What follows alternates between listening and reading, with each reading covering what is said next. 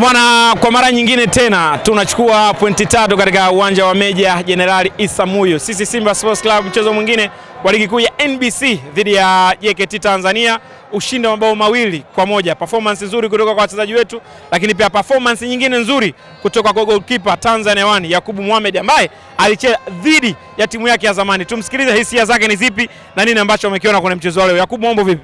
Poa. Uko vizuri ndugu yangu? Nashukuru Mungu. Hivi unajua kwa nini nimekufuata? Sielewi.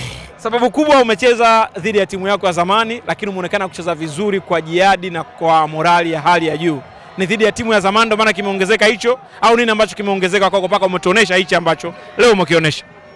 Kwanza nashukuru Mungu kwa kucheza mchezo salama na kumaliza salama. Kilichonifanya mpaka kuongeza morali zaidi kwa sababu mimi nimetoka JKT. Nimetoka JKT, kwa hiyo najua JKT ikikutana na timu kubwa kishindo chake kinapokuwa. Inakuwaje vipi? Inakuwa vipi? Kishindo kinakuwa kikubwa. Na hususan leo ndo nimeona kuwa JKT wakicheza na timu kubwa wanakuwa wagumu sana. Wanakuwa wagumu sana. Kwa hiyo ili muweze kuwa win, basi lazima na nyinyi mpambane kwa 100%. Ili muweze kuondoka na pointi 3. La bila hivyo huwezi kuondoka na pointi 3. Utaondoka na nyingi na moja.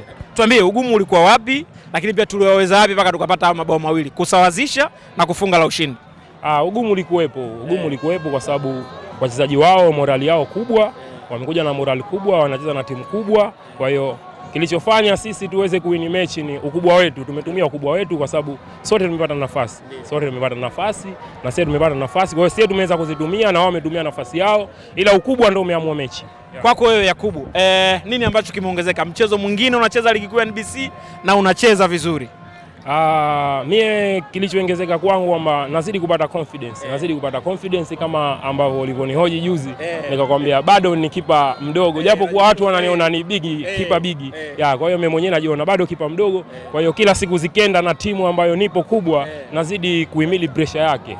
Tutegemea hichi kitatokea zaidi kwa maana kupata matokeo mazuri mfululizo kwenye mechi ngumu kama hizi. Mie nawaahidi ubingwa wana Simba. Nawaahidi ubingwa kabisa yani. Unasema sio kupata pointi tu. Nawaahidi ubingwa, mashabiki, viongozi, timu kwa ujumla. Nawaahidi ubingwa mara hii kwa uwezo wake Mungu. Ubingwa lazima. Simba nguvu moja. Inshallah. Inshallah. All the best. Inshallah. Okay.